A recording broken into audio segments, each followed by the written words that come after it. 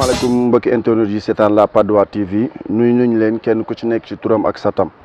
émission bu bees jotaay ndaw commune Patte d'Oie tey nag ñu daral ñaari ndaanaan fii nekk ci ay doomu gox ci commune bi dañ leen di présenter rek ñu ngi am comme invité tey Ndeye Coumba nekk ci parti bi ñuy wax parti Pastef bu commune Patte d'Oie suñu beneen ndaanaan invité ñu ngi koy wax Maman Astou Coly nekk ci APR Grand Médine bu commune Patte d'Oie dañ leen di bàyyi rek ñun nuyoo ak askan bi leen di seetaan Ndeye Coumba ñu ngi lay nuyu di la ziar di la jaajëfal ci dalal bi ngeen ñuy dalal fii. waaw salaamaaleykum monsieur Wele maa ngi lay nuyu di la ziar bu baax a baax di nuyu waa Sénégal di nuyu commune Patte d'Oie yëpp di nuyu waa Pastef tamit yëpp donc ñu fas yéene commencé émission bi ci bisimilahi rahmaani rahim. yàlla nañ ko jeexalee ci alhamdulilahi rabil alamin te di ñaan yàlla itam lépp luñ fi wax yàlla na ko askanu Patte d'Oie jëriñoo yàlla na ko àdduna bi sax laay wax ñëpp jëriñoo te yàlla buñ fi wax aussi loo xam ne askan wi dañu koy xeebee voilà maa lay bàyyi nga. jërëjëf Ndeye Coumba ci nuyoo bi ñu Maman Astou ñu ngi lay nuyu di la dalal ci suñu plateau. salaamaaleykum maa ngi nuyu ñëpp di ziar ñëpp. man la Maman Astou Coly dëkk Grand Médine di juriste de formation di responsable jeune fille Grand Médine di présidente aussi jeunesse féminine ñu koy wax JUFIA muy jeunesse féminine unie pour l'avenir nekk ci ginnaaw Youssoufa Niang muy responsable politique APR à Grand Médine maa ngi nuyu ñëpp ñuy seetaan Patte d'Oie TV di nuyu waa commune bi yëpp di nuyu imam yi délégué de quartier yi bàjjenu gox yi bàyyiwuma kenn di nuyu aussi responsable politique yi bonsoir. jërëjëf kon ñoo ko déggandoo xam naa dañuy xuus rek dugg ci biir jotaay bi ndax jotaay ndaw commune bi dañu fas yéene waxtaan ci lépp li nga xamante ni tey moo yëngal commune bi li moo soxal commune bi te bu ñu nee ndaw ñi ñoo nekk au devant de tout ci wàllu politique bi ci ndaw ñi li ñuy jiital ak lépp lu munti doon rek ndaw ñi ñoo nekk au devant ñu fas yéene nag waxtaan ci loolu Ndeye Coumba ñu bëggoon xam tey en tant que jigéen ban rôle la jigéen ñi war a am ci élection locale yu ñu jëm. waaw voilà donc. jigéen rôle am dafa rëy jigéen li mu mën a jouer dafa rëy c'est un grand rôle la war a jouer ci local yi ñëw parce que taarix daf ko wane déjà ndax boo xoolee nettali nañu ay histoire xëy na fekkee wuñ ko mais jigéen dafa yàgg doon jàmbaar combat bu mu mën a doon boo wax rek fii boo fi cité da ngay xam ne jigéen moom moo nekkoon ci kanam bu nekkul ci kanam tamit moo ngi ci ginnaaw buñ ko xoolee côté religion suñu soxna yonent bi Khadija gis nañ rôle bu am importance bu mu joué ci diine ji mën nañ fi citer suñu maam yu baax yi fi nekk suñu sëriñ su baax si fi nekk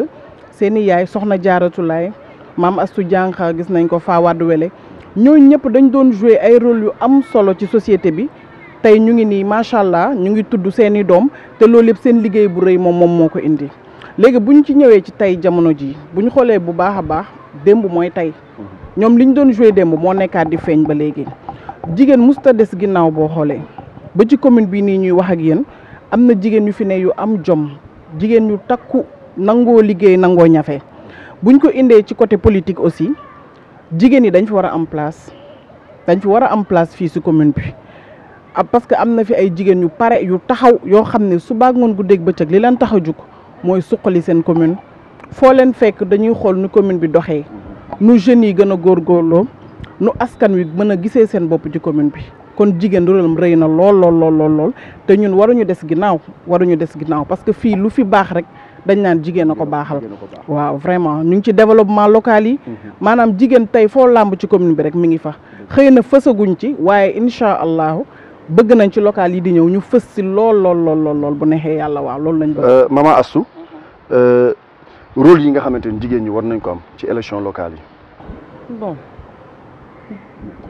jigéen ñi rôle yu ñu war a am ci élection locale yi bëri na parce que déjà liste yi day nekk parité jigéen góor donc loolu léegi wane na ne instant bii nii la politique nekkul pour góor kese mais pour ñun ñi jigéen ñi tamit ci lañ bokk muy jigéen ñu ndaw ñi di jigéen ñu mag ñi donc tey boo ñu laaj poser question nekk rôle lu jigéen ñi question bi vaste na parce que ñun suñu rôle buñ ko doon lim tey duñ fi jóge mais mën nañ ne dañuy jouer rôle bu am importance parce que nee nañ lu góor dugg jigéen war na nekk ci ginnaaw parce que ñu ñoo leen di dooleel ñu ñoo leen di jàppale lu ñu war a def mooy mobiliser xale yi jigéen ñi mobiliser femmes yi wax ak ñoom wax leen ne leen commune bi suñu commune la on ne peut pas toujours rester derrière ñu ñuy diriger nañ fexe ñun tamit ñu nekk ay levier de développement ñu nekk ñoo xam ne ni que dinañ jóg ne ñii de si seen commune bii ñu nekk nii femmes yii nii am na lu ñu fi def tey ji juddoo fenn yaroo fa màggee fa ba génn fa ñu am lu ñu cité ne lii de ndaw bee ne bañ ko doon def de taxawoon na fa wala ñu ne poto lampe bee bañ koy samp de xale bu jigéen bee tax bokkoon na ci ñi nga xam ne ni que ñoo doon ko xeex pour mu am fi ndax koñ bi daal lëndëmoon donc nekk na affaire yoo xam ne ni que ñun jigéen ñi war nañ cee taxaw ñun jigéen ñi war nañoo jóg bu baax a baax. mais ci wàllu sensibilisation bi nga wax mobilisation bu ñu nee mobilisation wax sensibilisation est-ce que tey jigéen ñi tey par exemple bu ñu nee Sénégal ñu ngi toll ci moment yu métti yoo xamante ni presque adduna bi dund na ko muy ci Covid bii nga xamante ni moom lañ nekk te jógaguñ ci ñu ñaan yàlla génn si jàmm ak salaam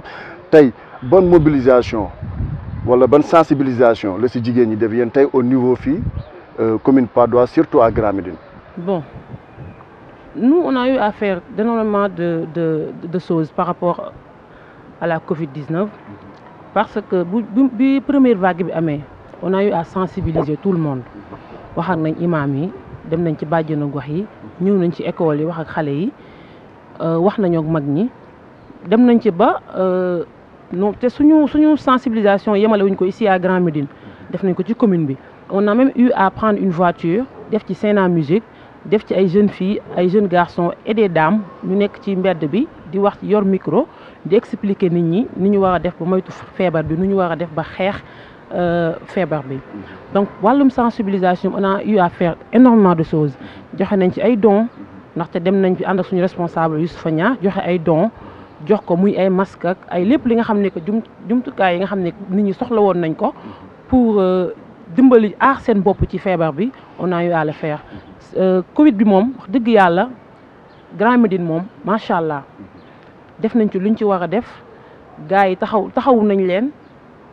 sensibiliser nañ leen feebar bi niveau bi mu tolloon pare ci dugg ci biir commune bi def ko un peu partout donc ci feebar bi moom macha allah on a eu à faire un travail extraordinaire. ci côté boobu noonu Ndeye Comba yéen au niveau de votre parti côté sensibilisation ci Covid bi mobilisation fan ngeen ci donte gis nañ ngeen def ay actes posé ay actes avec votre responsable Maymouna Dieye au niveau de la commune maye ay dons ak yooyu noonu mais côté sensibilisation est-ce que yéen a ngi ci ba tey parce que Covid bi jógee gu fi. voilà donc ci côté boobu noonu on peut dire que sensibilisation déjà si waa Pastef déjà la commencé coordonnatrice ak jéego yi muy def ci koñ bi commencé wu ko déjà ci koñ yi si ñun la njëkkee déjà ñun les membres de Pastef yi nekk Patte d'Oie muy góor sax déjà di jigéen ñun ñëpp la ñu sensibiliser wax ñu ku nekk tey sa kër boo fa ñëwee bala ngay dugg di nga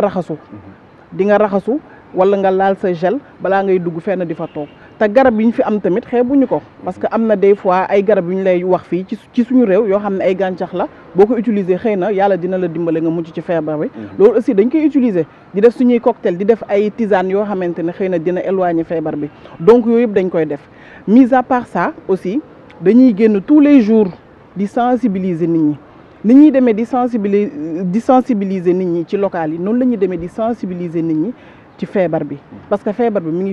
ngi fi ba léegi jógewu fi dañuy takk déjà suñuy masque ñun bu ñuy génn te on respecte aussi les mesures barrières te kër gu ñu dem aussi dañuy fexe respecter loolu aussi duñ dem rek def groupe dem toog non on se sépare dañuy tasaaroo lépp ngir moytu feebar bi donc ku ci nekk sa koñ bi nga nekk comme man sa prime tout le temps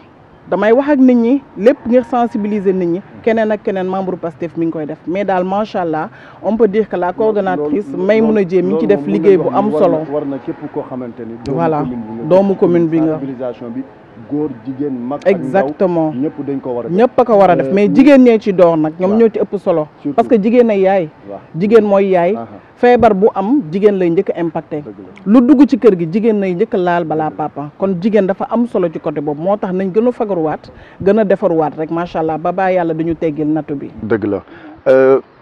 ku wax côté sensibilisation ñu nekk ci période boo xamante ni dañuy dëgmal ay élection locale fu mu ne nii ñu ngi wax ni lancé nañ bindum pour nit ñi dem inscrire ci liste liste électorale yi yéen fa ngeen ci toll ci wàllu sensibilisation parce que tamit gis nañ ni kaas neex na wante tamit nit booy kaas dafay fekk nga am loo xamante ni tey moom moo lay mën a permettre ba bu ëllëgee bu ñuy tànn ñenn ñi ci commune bi yow nga mën a génnee sa baat ci loolu noonu est-ce que yéen a ngi ci sensibilisation pour ñi dem bindu ji. exactement parce que temps yëpp boo xoolee réseaux sociaux yi partout da ngay gis waa Pastef global laa la wax national da ngay gis ñëpp dañuy jukk muy jigéen du góor di xale di mag da ngay gis tout le temps da ngay gis ñu ngi yor seen i flyers heure boo génnee quartier bu mu mën a doon di nga gis ñu ngi yor seen i flyers ñu ngi sol seen i t-shirt pour sensibiliser nit ñi da ngay gis à tout moment kenn day taxaw mu ngi yor flyers yi keneen mi ngi taxaw di wax ak keneen parce que il faut ñu sensibiliser jeunes yi parce que boo xoolee sa carte moom mooy sa baat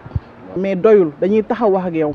te liñ ciy gën a remarqué sax déjà mooy jeunes yi ñu bëri sax yëguñu ne loolu am na or que dañu war a tëj inscription kii yi ñu koy waxatee ci liste électorale yi le 8 septembre mais ñu bëri yëguñu ko donc kon ñun il faut ñu jug dem vers eux ñu xam ñoom lan mooy seen droit te c'est un droit dañ ko war a def c'est un devoir aussi ci citoyen bi pour nga mën a tànnal sa gox donc ñun loolu duñ ci jug matin midi soir ñu ngi ci ku wàcc liggéey yaa ngi ci boo liggéeyul tamit yaa ngi ci donc 24 heures sur 24 ñun. Maman Astou ci côté sensibilisation ci liste électorale yi yéen fan ngeen ci toll exactement. bon par rapport ak sensibilisation bi ñun ñu ngi ci loolu travail la bi nga xam ne que ñu ngi koy def depuis parce que lépp nee nañ c'est à la base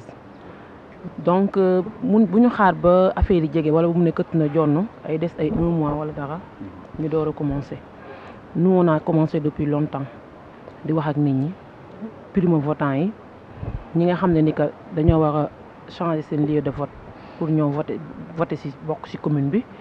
ñi nga xam ne ni que seen carte d'identité dañuy mën nañ am na carte d'identité mais amuñu carte électeur ñun bàyyiwuñ kenn ñu ngi dem ci ñëpp di waxtaan ak ñoom di jéem a xool lu ñu leen di kiiwee waxee ba ñu ñëw parce que tamit comme niñ ko waxee rek jeunes yi liggéeyu jeunes yi la bien vrai que am nañ ay daam sax fii Grand Médine yi nga xam ne tam ñu ci def liggéey bu am solo ba ay guddi da nga leen gis ñu nekk ci kër yi di dugg di génn di jënte nu ñuy def ba nit ñi inscrire ci liste bi parce que tey boo toogee tey nga ne man dama bëgg a élire tey amoo carte d'identité donc électeur autant pour moi amul sens donc de ce fait liggéey boobu di sensibiliser nit ñi ñu ngi ci bu baax a baax ñu ngi def suñu kéemtalaay kàttan di jël nit ñi daf ñuy jaaral sax am nañ benn responsable bi fi nekk boo nga xam ne ni que day yeewu fajar teel di soññu xale yi di soññu nit ñi pour ñu jóg pour ñu dem déposer ji donc liggéey boobu moom ñu ngi ci franchement ñu ngi ci liggéey di ci def affaire bu jaar yoon te incha allah bu ñu boucler lépp dinañ xam ne liggéey nañ bu baax. mais est-ce que gisu leen ni durée bi dafa gàtt parce que le 8 septembre lañ wax ni moom lañ koy boucler te bari na ci population bi ñoo xamante ni jógaguñu dem bindu ji. bon par rapport ak ñun suñu liggéey ñun gàttaay bi mënuñu ko yëg parce que nekkul ñu ngi door a commencer ñun bu ñu commencer yàgg na donc ñun 8 septembre bi war a jeex ñun amul souci parce que bu ñu débuté travail bi yàgg na c'était benn travail bi nga xam dañ ko doon def di xaar parce que loo xam ne que tôt ou tard day am donc bul xaar ba mu jot nga doog a jóg ñun jóg nañ bu yàgg nekk ci donc incha allah daal même buñ ko boucler am na yaakaar suñu liggéey bu baax. Ndeye Comba ma ñëw ak yow ci benn laaj bu ñu waxee commune Patte d'Oie wax ni commune Patte d'Oie ba mu dalee nekk commune Patte d'Oie ba tey gis nañ ni góor moo koy jiite ci lu ñu xam bokk est-ce que tey yaakaar ni jot na wala jotagul pour ñu am jigéen boo xamante ne day jiite commune Patte d'Oie pourquoi pas. waaw laaj bi daf ma neex parce que laaj bi daf ma neex. donte nag am nañ ay responsable yoo xamante ne ay jigéen lañ bari nañ. dëgg la bari na laaj bi daf ma neex parce que boo xoolee jigéen comme sànq li ma la wax rek ci commencement bi jigéen dafa am lu fu ko yàlla teg dafa am lu ko yàlla dénk xëy na góor yi nekk ci kanam mooy suñuy kilifa et tout mais jigéen boo xoolee am na muus bu nekk ci moom am na mën a organiser bu nekk ci moom am na mën a yërëm bu nekk ci moom parce que boo xoolee kër on peut dire que c'est la société en miniature te jigéen moo fay nekk 24 heures sur 24 jigéen mu ngi xool nu njabootam di toogee jigéen mu ngi toppatoo waa kër gi te boole ci day dem liggéey te teewul bu demee liggéey mu ngi gérer këram en même temps donc yàlla xam-xam boobu mu ko may ci toppatoo ci mën a yore ci yërëm ci bëgg parce que la femme elle est empathique de nature dafay yërëm maanaam day nekk à la place de l'autre moo tax ma ne occasion la sax ci waa commune de Patte d'Oie man dama ne occasion la ci ñoom pour la première fois ñu jéem a tànn jigéen parce que ki ñuy tànn Maimouna Dièye dafa nekk jigéen boo xam ne bañkat la ñafekat la te wane na boppam aussi fu nekk mu ngi ci social bi maanaam xare na ba Sénégal ñëpp nangul nañ ko événement yi fi amoon ñëpp gis nañ ko dem na fi sax prison ndax lan bañ kon kooku tey bu ñu amee occasion ku mel noonu di yeewoo ci suñu commune bi dama ne chance la te pur produit commune Patte d'Oie la du dëgg koo xam ne yàgg na fi plus de 45 ans prouvé na fi lu nekk c'est une occasion parce que nag depuis Patte d'Oie di Patte d'Oie ay góor a koy jiite sérieusement ay góor a koy jiite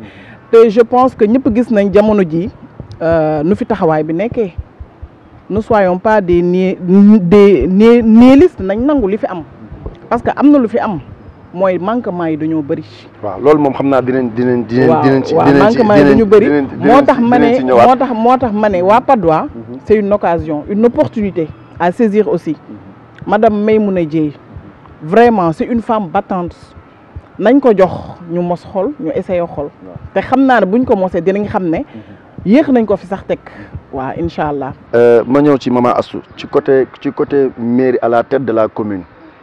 gis nañ ni depuis boobu ba léegi góor a koy jiite ndax yow xalaat nga ni jot na ñu am jigéen boo xamante ne mooy jiite commune Patte d'Oie. bon am na benn célèbre citation bu Georges Clémenceau bu mu naan il faut savoir ce que l'on veut avoir le courage de le dire et l'énergie de le faire citation boobu moo war a nekk le corps dans lequel ñun actuelles jeunes femmes war a dund mais jigéen bi nga xam ne que dafa war a diriger commune bi dafa war a nekk koo xam ne ni que dañ ko xam koo xam ne ni que liggéey na à la base koo xam ne ni que am na lu mu defal nit ñi koo xam ne ni que am na lu mu liggéey ci commune bi koo xam ne ni que nit ñi xam nañ ko. xam ay qualité am. qu'est-ce que tu insinues par là. xam ne que xam li mu mën ak li mu mënul. non ku jigéen kooku noonu mën na am incha allah. donc à la tête de cette commune jigéen mën na ko diriger mais pas élection locale lu 23 janvier bi. lu tax boobu. pourquoi pas élection locale 23 janvier. non parce que élection locale kii bi 23 janvier bi nii ma co-débattante ki muy wax naan Maimouna Dièye. c'est pas voilà Maimouna Dièye kooku xamuma ko man. yow tamit ki ngay wax man xawma ko. yow ki nga wax sànq man xaw ma ko je le connais pas. bu bëggee ñëw ne non désolé madame.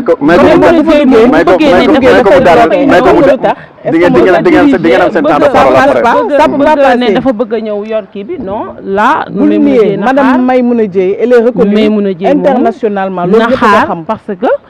dafa gu fi loo xam ne dina tax ñu jox ko suñu commune bi parce que commune bi du caaxaan. te li ñu fi jotoon a dund auparavant ak ñeneen ñi muy góor ak kum ci mënti nekk duñ nangooti ci kanam kenn duñu ko teg non changement dafay am te ci changement yooyu noonu je ne vois pas cette Maimouna Dièye là vraiment. mais changement bi lan moo ko war a mën a indi. mooy liggéey te liggéey boobu noonu depuis maintenant ngay xool kan nga xam ne ni que mu ngi liggéey bi nga xam ne que mérito nañu jox ko commune bi nga jox ko. mais boo ko joxee koo xam ne da nga ko jox parce que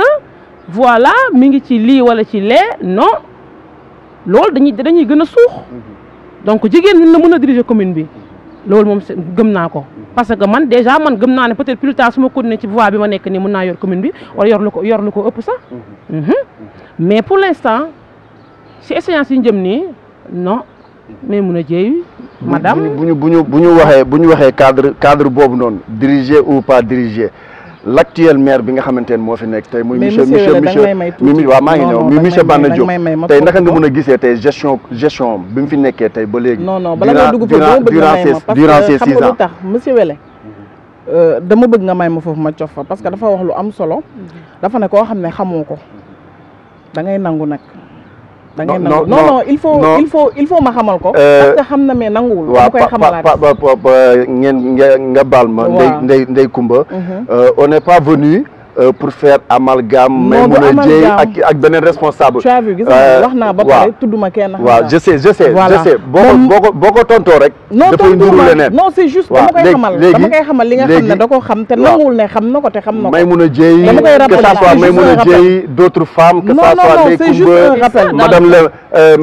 monsieur le maire Banda Diop ak ñeneen ñi fi nekk ki nga xamante ne tey c'est un jeune qui est à la base ñu koy woo Mouhamadou Siraj Wele je suis d'accord avec toi Papino yaana je suis d'accord avec toi monsieur Wele nañ commune bi ci wàllu góor comme ci wàllu jigéen ci wàllu mag ci wàllu ndaw mais bëgguñu débat bi non fi may waxee ak moom fi muy waxee bokkul mais bëgguñu débat bi non man débat ma foofu du ma débattre loolu Ndeye Coumba tey bu ñu waxee tey ni jigéen war na mën a jiite commune bi naam loolu lu mën a nekk la parce que bari na jigéen yi nga xamante ne ñoo ngi fi mën nañ leen citer du jeex dañuy joxe juste exemple lekk que nit ñi tamit ñu bàyyi xel ni ëllëg jigéen war na mën a diriger commune d'arrondissement bu Patte d'Oie pourquoi pas comme yeneen communes yi nu mu amee ay jigéen yu leen diriger léegi ci biir loolu maire bi nga xamante ne moo fi nekk muy monsieur le maire Banda Diop lan ngeen xam ci gestion ak lan nga ñu si mun a wax bi mu fi nekkee ba tey. gestion bi bon ñun tout le temps dañuy nekk ci terrain bi dañuy waxtaan ak population bi dañuy dugg ci waa commune Patte d'Oie di waxtaan ak nit ñi mais bon cri de cœur bi benn lay doon mais je pense que moment yi nii nekkul moment yoo xamante ne dañu war a wax ci bilan parce que c'est pas encore le moment yi li actualité mooy ñu waxtaan ci bindu liste électorale yi donc loolu pour ñu wax ci bilan lay nekk loolu nañ xaar ba après loolu jarul yàkkamti l'occasion se représentera mais quand même Ndeye Coumba maire def na fi su ma juumul benn 5 ans ou 6 ans war nga mën a wax si biir 5 ans et 6 ans yi nga gisee doxalinam naam baax na wala baaxul pour ci échéance yu ñu jëm waaw parce que loolu bu ma ko waxee jamono ji day mel ne dama représenté waa Pastef wala ma représenté ñëpp te loolu sama impression personnelle laa war a wax mais mënuma taxaw ne lii baax na wala lii baaxul loolu damay bàyyi population bi ñu juger seen bopp. kon yow kon ni kon gestion maire kon bi fi nekk kon nu ngi muy doxalee baax na. de toutes les façons du man maay wax dama ne nit ñi après ñooy apprécier population bi mu jiite ñoom après dinañ toog apprécier wax ndax li baax na waaye ñun daal chaque jour bu ñu demee ci terrain bi ñi ngi ñuy wax seen i jàmbat ñu ngi dégg ay jàmbat ñi ngi noté ñi ngi gis ñoo ngi dégg mais le reste nag moom population bi ñoom ñooy juger seen bopp waaw ñoom ñoo mën a juger si maire. Maman Astou. gestion monsieur le maire de la commune Banda Diop naka nga ko gisee bi mu fi nekkee ba tey. bon gestion bi man je me dis que ça reste à désirer parce que man je pense que il est le maire de la commune pas le maire de Patte d'Oie Buldeuse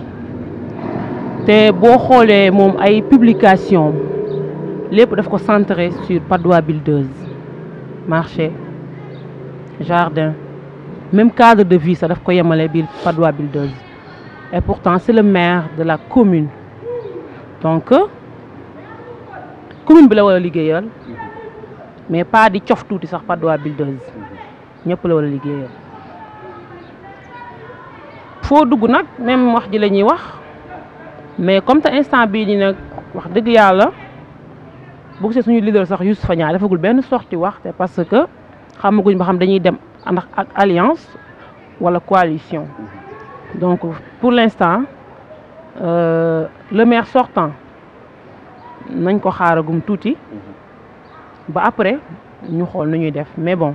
sama point de vue parce que la question c'est suñu point de vue donc li may wax man la engagé sa gestion reste à désirer il y a énormément de lacunes énormément donc loolu laa ko mën a wax daal pour l'instant. boo waxee y a énormément de lacunes. en tant que doomu Grand Médine. tey ñu gis ni ñu ngi nekk ci période hivernage. waaw te bu tawee ñu gis grand quartier bu mel ni Grand Médine yenn quartier yi nga xamante ne day nekk ay zone inondable ba nga xamante ne ñenn ñi dañu obligé ndox mi day accaparer seen i kër. te gis nañ ni tey xaw ma démb mu def benn publication pour wane ni jënd na ay moto pompe pare pour accompagner est-ce que c'est ça est-ce que loolu moo war a nekk exactement lu mu war a def parce que ndox mi chaque année dafay ñëw Grand Médine. dafa am ay points yoo xamante ne ay points bas la est-ce que loolu dafa war a xaar ba élection jot muy ñëw di indi ay moto pompe. pas du tout ba pare moto pompe yooyu mu indi njëkkewu ko fi c'est juste dafa nekk di reproduire le travail de quelqu'un gis quelqu'un lu mu nekk di def mu koy def mais durant ces yaa ko wax 5 ans xaw ma 6 ans wala li mu fi toog lépp nii ak bonus bu mu nekk di toog nii yëpp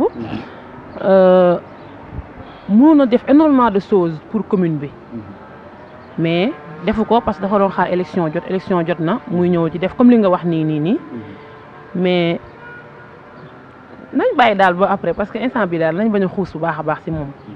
nañ bañ a boot. Ndeye Comba dëkk bi ñu ngi dugg ci période hivernage ñu gis ni dëkk bi coow li bari na wàllu inondation yi ñenn ñi commencé di am problème ndax ndox bi commencé na accaparer seen i kër fii ci commune Patte d'Oie quartier yu ci mel ni Grand Médine Soprim extension Soprim cité impôt domaine bari na ci ay quartiers yoo xamante ne day inondé loolu ban message nga ci wax. waaw message bi ma ciy wax mooy war nañ gën a góorgóorlu